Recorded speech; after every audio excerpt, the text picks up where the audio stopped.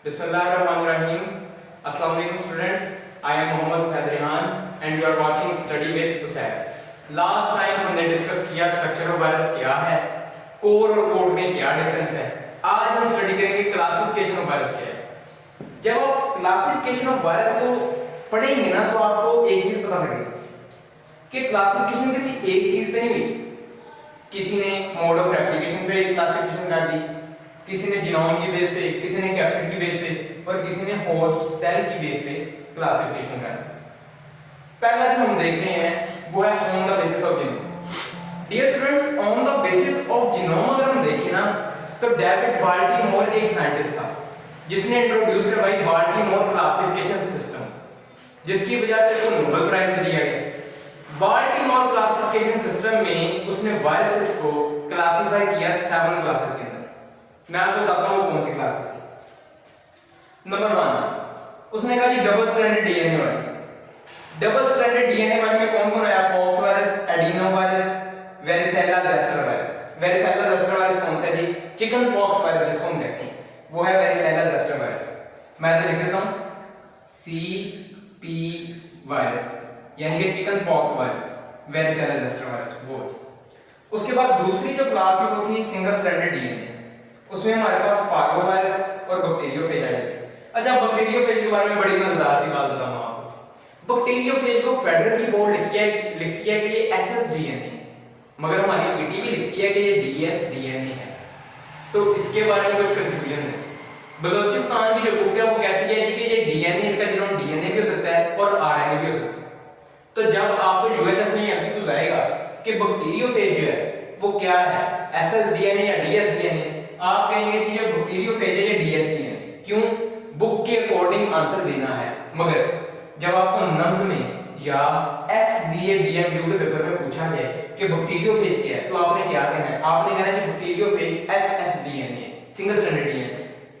अच्छा जी, तीसरी क्लास पे बात होती है डबल स्ट्रैंडेड आरएनए, 2 स्ट्रैंड्स हो आरएनए के. उसमें हमारे पास रियो वायरस है.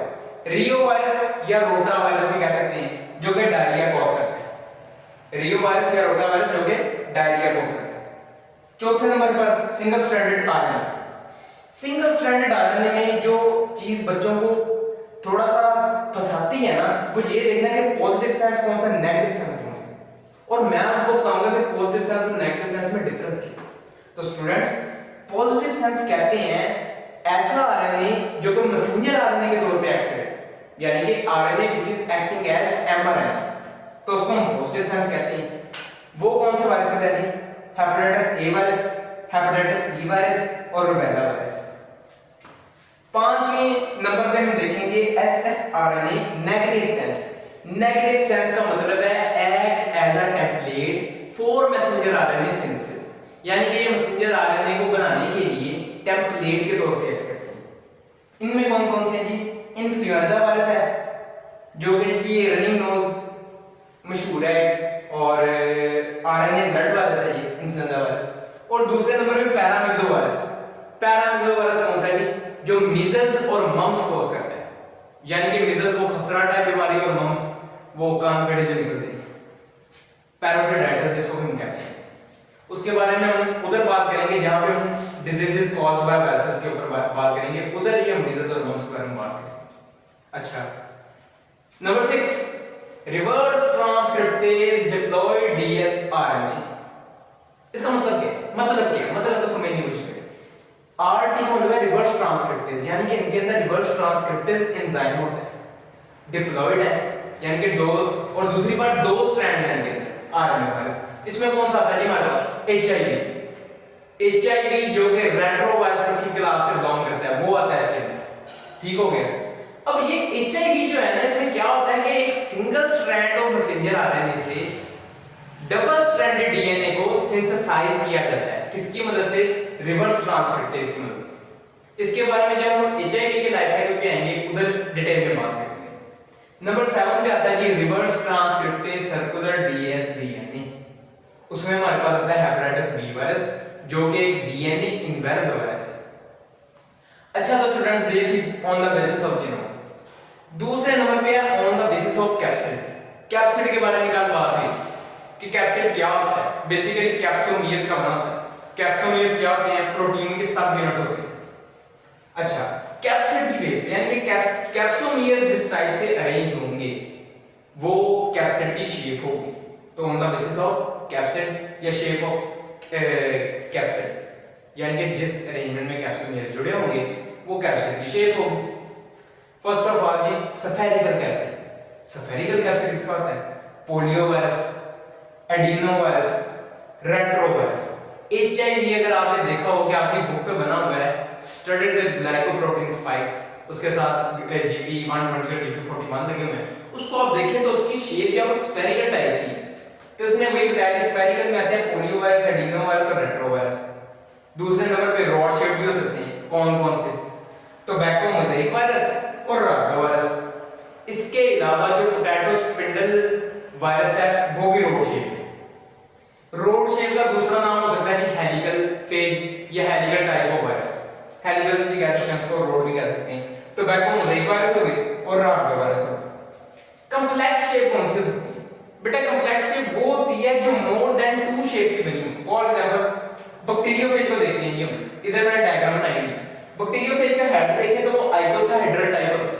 आइकोसाहेड्रल का मतलब होता है जी कि ऐसी शेप जिसके 20 फेसेस हो, उसको आइकोसाहेड्रल कहते हैं। ठीक हो गया? मतलब इसका जो स्ट्रक्चर है वो ओवर है और इसको आप देखेंगे तो ये आपको एक ट्यूब मानी दिखेगा, ये जो इसका मेन ये ट्रंक है, पर नीचे से टेल फाइबर्स जो है उसका स्ट्रक्चर कॉम्प्लेक्स तरह है। तो इसको हम क्या कहते हैं कि बैक्टीरियोफेज का जो स्ट्रक्चर है वो एक कॉम्प्लेक्स टाइप है। ठीक हो गया? चौथे पे हम आएंगे तो वो है इन्वेल्ट। इन्वेल्ट शेप कौन सी है? इन्वेल्ट की कल भी बात कि जिनके पास होस्ट से डिराइव्ड इन्वेल्प हो उसको हम कहते हैं इन्वेल्ट वायरसेस, जिनके पास ना हो वो होते हैं नेक्ड वायरसेस। अच्छा, तो इन्वेल्ट में आते हैं इन्फ्लुएंजा वायरस। अब इधर एक मैंने के studied with GP spikes. GP का मतलब ग्लाइकोप्रोटीन स्पाइक्स। जो इन्वेल्ट वायरस होते हैं ना बच्चों, उसके अंदर ग्लाइकोप्रोटीन के स्पाइक्स होते हैं। ग्लाइकोप्रोटीन के आप स्पाइक्स को देखें तो उस पे GP120 और GP41 लगे होते हैं। GP120 जो होता है और GP141 जो होता है उसके हम HIV के लाइफ साइकिल में बात करेंगे कि कैसे ये काम करता है। और इसका काम है कि होस्ट की वो जो CD4 T लिम्फोसाइट होते हैं उसकी मेम्ब्रेन के साथ जाकर ये अटैच होता है और अपने आप को फ्यूज करता है और फिर अनकॉइलिंग हो जाती है। और वायरस के जो कंपोनेंट्स होते हैं, RNA होता है और रिवर्स ट्रांसक्रिप्ट होता है, वो रिलीज हो जाते हैं साइटोप्लाज्म के अंदर। अच्छा, तो ये थी on the basis of capsid.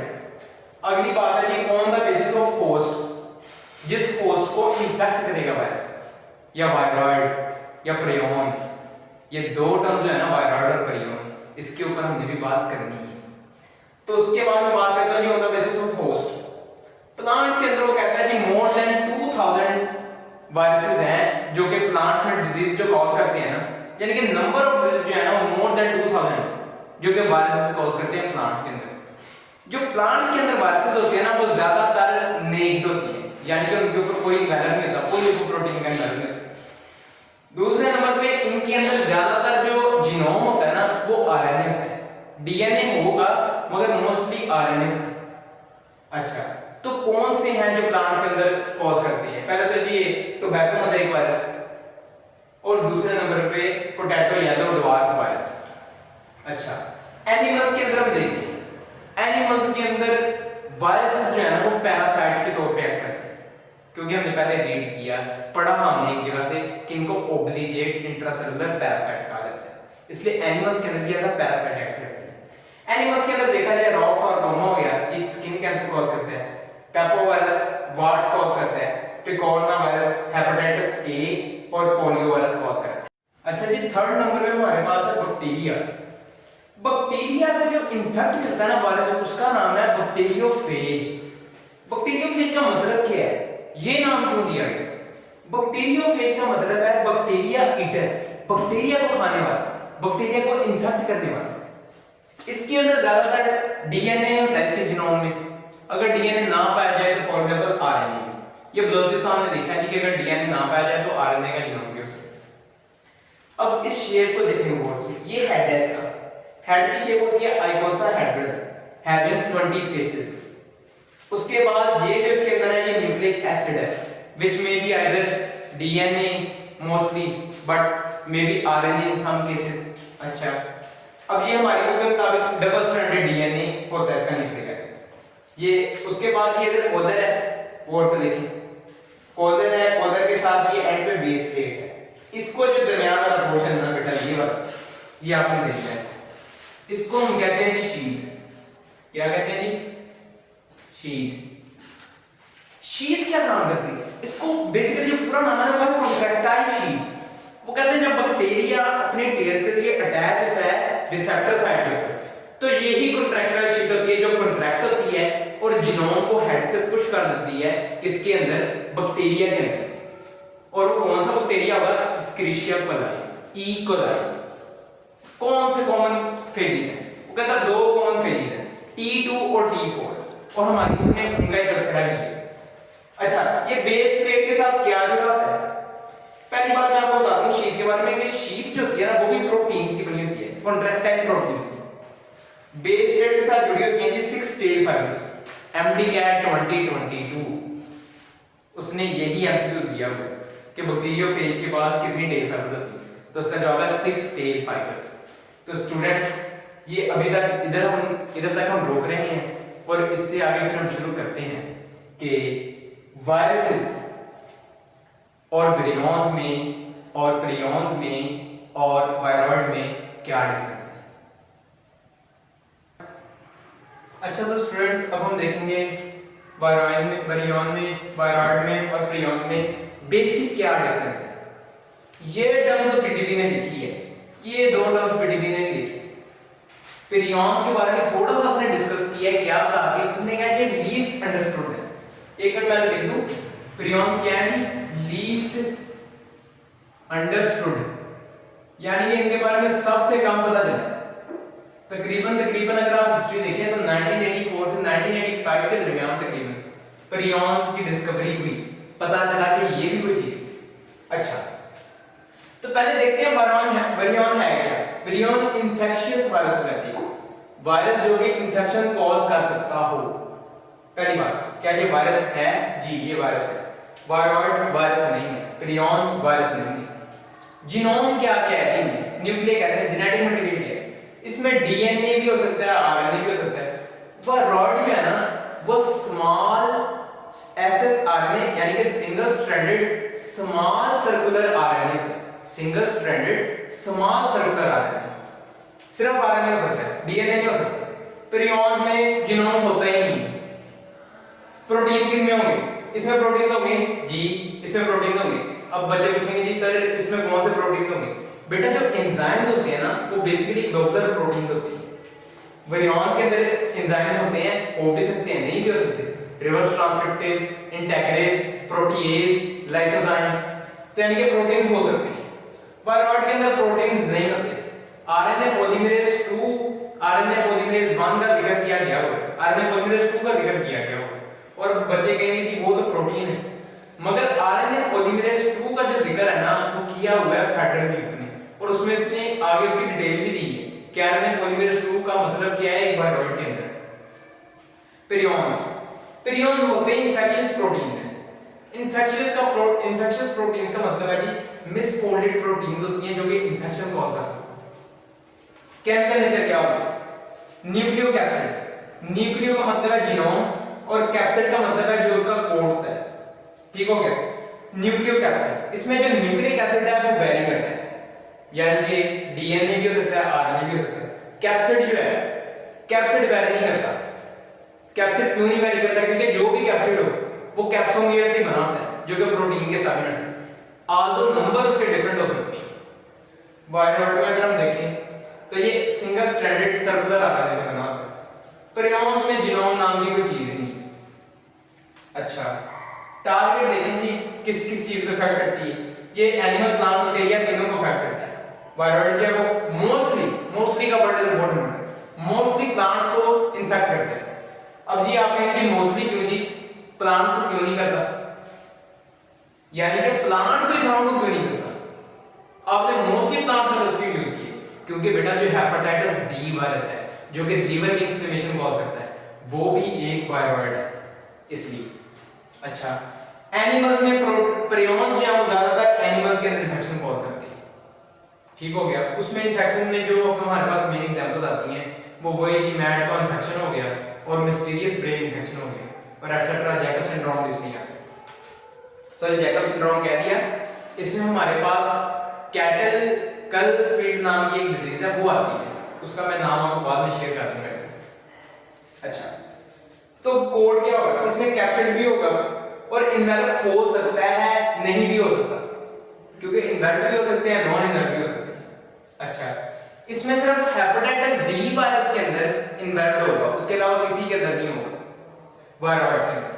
Prions के अंदर जो कोट होता है वो प्रोटीन्स का बना, क्योंकि ये होती है आधा प्रोटीन, सारा का सारा प्रोटीन्स थॉरोली मुकम्मल तौर पर प्रोटीन होती है। सेल टाइप ये आर टाइप से सेल किसी भी सेल को इन्फेक्ट कर सकता है। वायरॉइड को अगर देखें, वायरॉइड प्लांट सेल्स को मोस्टली इन्फेक्ट करता है। प्रियॉन्स को अगर देखें, प्रियॉन्स नर्वस सिस्टम के सेल्स के ऊपर अटैक करते हैं। कैसे? अगर आप इसकी बीमारी का नाम देखें, मैड काउ इन्फेक्शन या mysterious brain infection. Mysterious brain, brain का ताल्लुक किसके साथ है? नर्वस सिस्टम के साथ। इसलिए वो इंडिकेट करता है कि भाई ये नर्वस सिस्टम पे अटैक करेंगे जाकर। डिजीजेस में आ गया जी ये tobacco mosaic virus, polio virus etcetera, बहुत सारी हैं। वायरॉइड के अंदर पीएसटीवी, पोटैटो स्पिंडल ट्यूबर वायरस, ये वो कॉज करता है, या HDV hepatitis D virus animals के अंदर। प्रियॉन्स लीस्ट अंडरस्टूड आपको बताया मैड का इन्फेक्शन या मिस्टीरियस ब्रेन इन्फेक्शन कॉज करते हैं। अच्छा, तो स्टूडेंट्स ये तीनों की डिटेल आगे हम शुरू करने जा रहे हैं कि डिजीजेस कौन से हैं जो वायरसेस कॉज करते हैं। उसके अंदर सबसे पहले मैं देखूं तो मेरे पास है स्मॉल पॉक्स। स्मॉल पॉक्स ही आपने आपकी बुक के अंदर लिखा हुआ है जी कि चाइना के अंदर सबसे पहले ये देखा गया, और डीएनए इन्वेल्ट वायरस है। इसमें होता क्या है? फ्लूइड फिल्ड पिटेड स्कार्स बनती हैं जो बाद में पस्टल्स बन जाती हैं, और उसके बाद में वो पिटेड स्कार यानी कि एक वो दाग सा पड़ जाता है, दाग सा पड़ जाता है, उसको इस डिजीज को हम कहते हैं स्मॉल पॉक्स। ये तकरीबन इसके ट्रीटमेंट के बारे में बात की जाए तो ये इरेडिकेटेड है, यानी कि दुनिया से इसका खात्मा हो गया मुकम्मल तौर पे तकरीबन। दूसरे नंबर पे ये herpes simplex. Herpes simplex type 1 virus cause करता है, HSV1 वायरस कॉज करता है। होता क्या है कि डीएनए इन्वेल्ट वायरस होता है, और ये करता क्या है? इस वायरस में बेसिकली होता ये है कि जो एक्टोडर्मल टिश्यूज होती है ना, एक्टोडर्मल टिश्यू की एपिथेलियल लेयर्स के अंदर ब्लड वेसल्स डैमेज हो जाते हैं, जिसकी वजह से वो रेड से कलर के धब्बे पड़ जाते हैं। ये कहां होता है? आमतौर पर बेटा जो लिप्स की ये वाली साइड है ना, ये वाली साइड, इसमें ये ब्लड वेसल्स डैमेज हो सकती है, एपिथेलियल लेयर की ब्लड वेसल्स डैमेज हो जाती है हर्पीज सिम्प्लेक्स वायरस की। इसकी क्या ट्रीटमेंट हो सकती है? इसमें एंटीवायरल ड्रग्स आ जाती हैं जिसकी ट्रीटमेंट के लिए आमतौर पर इस्तेमाल होती है। इन्फ्लुएंजा वायरस के कारण है इन्वर्ट वायरस। इन्फ्लुएंजा को आमतौर पर रनिंग नोज भी कहते हैं। वो क्यों कहते हैं? क्योंकि ये जो रेस्पिरेटरी ट्रैक्ट है ना, इसके अंदर म्यूकस की और वाटर की जो अमाउंट है वो इंक्रीज हो जाती है, जिसकी वजह से जो एक इन्फेक्टेड पर्सन होता है उसकी जो नाक है वो बहने लग जाती है, इसलिए इसको हम रनिंग नोज भी कहते हैं। इसका क्या ट्रीटमेंट होगा जी? इसकी कोई इतनी खास ट्रीटमेंट नहीं की जाती। आप प्रिवेंटिव मेजर्स लें, हाइजीनिक मेजर्स लें तो इंशाल्लाह ये ठीक हो जाएगा। मीजल्स और मम्स, मीजल्स कहते हैं खसरा। इस साइन का मतलब है कि ये दोनों भी आरएनए इन्वेल्ट वायरस है, और इनका ताल्लुक किस क्लास से है ये भी मैं लिख दूं। इन दोनों का ताल्लुक है जी, ग्रुप है जी हमारे पास पैरामिक्सो वायरस, ये मैं लिख रहा हूं रेड से, पैरामिक्सो वायरस। आरएनए इन्वेल्ट है दोनों का ताल्लुक पैरामिक्सो वायरस। मीजल्स के बारे में अगर मैं बात करूं ना, मीजल्स के बारे में, तो ये तकरीबन आपने शायद सुना हो, खसरा टाइप से हमारी ब्रीक से दाने निकल जाती है, तो ज्यादातर जो पर्सन है वो इसमें सर्वाइव कर जाते हैं, कोई इतनी खतरे की बात नहीं। मम्स जो है ना, मम्स क्या है? मम्स के बारे में आपको मजीद बात करते हैं। जो आपके पैरोटिड ग्लैंड्स होती है ना, इसको मैं दूसरा नाम जी मम्स को क्या दूंगा जी? पैरोटिडाइटिस। पैरोटिडाइटिस। अब बच्चों मेरी बात गौर से सुनिए, गौर से। ये जिस भी डिजीज के एंड में टिस का लफ्ज आ गया ना, TIF, इसका मतलब है इन्फ्लेमेशन हो रही है, सूजिश हो रही है। इन्फ्लेमेशन किस चीज की है जी? पैरोटिड ग्लैंड्स की, इन फ्रंट ऑफ ईयर्स। हमने जब सिलिवरी ग्लैंड्स पढ़े तो उसमें पैरोटिड ग्लैंड्स भी थे जो इन फ्रंट ऑफ ईयर्स होती हैं। उसकी इन्फ्लेमेशन से मम्स हो जाते हैं। उर्दू में मामला कहते हैं कि कान बेड़े निकल आएंगे। ये क्या है? अच्छा, इसके बारे में मजे की बात है कि एक तो ये आरएनए नॉन इनवर्ट वायरस, दूसरा आपको कोई इसकी सिर्फ प्रिवेंटिव मेजर्स नहीं, एंटीबायोटिक्स नहीं, मुझे ठीक हो जाती है। 60% अडल्ट्स की जो पॉपुलेशन है वो इससे आमतौर पर इम्यून होती है, यानी कि उनको इससे कोई फर्क नहीं पड़ने वाला था, उनके अंदर ऑलरेडी इम्यूनिटी डेवलप होती है 60% अडल्ट्स की। अच्छा, पोलियो आ गया हमारे पास। पोलियो क्या है? पोलियो एक आरएनए नॉन इनवर्ट वायरस है, यानी कि इधर तक ये जो दो तीन है हमारे पास, इन्फ्लुएंजा, मीजल्स, मम्स, ये आरएनए इनवर्ट वायरस है, मगर पोलियो आरएनए नॉन इनवर्ट है। एक तो आरएनए नॉन इनवर्ट है, दूसरी इसके बारे में मजे की बात क्या है, आरएनए नॉन इनवर्ट है और स्फेरिकल शेप है, यानी कि ये दायरानुमा शेप होती है इसकी। अगली बात इसके बारे में मजे की बताऊं, ये पार्वोवायरस से बिलोंग करता है, जो हमने पढ़े थे 20 नैनोमीटर के जो इनका साइज होता है, उस क्लास से बिलोंग करता है पोलियो वायरस, यानी कि पार्वोवायरस से बिलोंग करता है। और इसके अंदर कैप्सोमियर्स की तादाद भी काल में पड़ी कि 32 कैप्सोमियर्स होते हैं। रेबीज होता है जो कि रैबिड एनिमल्स के काटने से एक डिजीज होता है। इसके बारे में जो मशहूर बात है वो मैं दे देता हूं जी। एक तो पोलियो के बारे में कि ये स्मॉलेस्ट है, और रेबीज के बारे में कहते हैं कि ये कम्युनिकेबल वायरस है जी, ये फैल सकता है। और इस पर्सन की सिम्टम क्या होती है जिसको रेबीज हुई होती है? जिसको रेबीज हुई हो ना, उसमें आमतौर पर हाइड्रोफोबिया की सिम्टम्स ऑब्जर्व की जाती है। हाइड्रोफोबिया का मतलब क्या है? यानी कि उस बंदे को पानी से एक किस्म की एलर्जी हो जाती है, वो डरने लग जाता है पानी से। अच्छा जी, रेबीज भी आरएनए इन्वर्ट वायरस से कॉज होती है। वो आरएनए इन्वर्ट वायरस को रैप्डोवायरस कहते हैं। क्या कहते हैं? आरएनए इन्वर्ट वायरस है, उसका नाम क्या है? रैप्डोवायरस, कम्युनिकेबल वायरस। रेबीज की ट्रीटमेंट क्या है? रेबीज की ट्रीटमेंट है वैक्सीनेशन। रेबीज की ट्रीटमेंट वैक्सीनेशन। पोलियो की ट्रीटमेंट, पोलियो की ट्रीटमेंट है वैक्सीनेशन। जब आप छोटे होंगे आपकी उस वक्त वैक्सीनेशन की जाएगी तो आप पोलियो से महफूज होंगे, मगर जब पोलियो ने एक दफा एक पर्सन को अटैक कर दिया उसके बाद वो वैक्सीनेशन लगवाता जाए तो उसका कोई इतना फायदा नहीं होगा, क्योंकि पोलियो की अभी तक यही चलती आ रही है कि जब ये इन्फेक्ट कर दे किसी बंदे को उसके बाद भाईजान इसका कोई इलाज नहीं। इसलिए पोलियो में बहुत यानी कि प्रिवेंशन की जाती है और वैक्सीनेशन अर्ली की जाती है बेबी। पोलियो के बारे में क्या होता है? पोलियो में जो पोलियो वायरस है ना, बेसिकली स्टूडेंट्स को जो मोटर न्यूरॉन्स है ना स्पाइनल कॉर्ड की, उस पे जाके अटैक करती है। मोटर न्यूरॉन्स और स्पाइनल कॉर्ड पे जब ये अटैक करती हैं तो जो बंदा होता है उसको एक किस्म का पैरालिसिस हो जाता है, ठीक हो गया, यानी कि उसके हाथ पांव जो है ना वो पैरालाइज टाइप हो जाते हैं जब वो मोटर न्यूरॉन और स्पाइनल कॉर्ड को डैमेज करती है। तो स्टूडेंट्स, आज के लिए हमने पढ़ा कि वायरोन पायरोट्रियॉन्स क्या होते हैं, डिजीजेस पढ़ लिए, और इसके अलावा हमने पिछले पढ़ा कि क्लासिफिकेशन ऑफ वायरस क्या है। कल के लेक्चर में हम पढ़ेंगे कि हेपेटाइटिस क्या है पहली बार, और दूसरा एचआईवी का लाइफ साइकिल पढ़ेंगे। तो नेक्स्ट वीडियो के लिए अपना ख्याल रखिए। अल्लाह।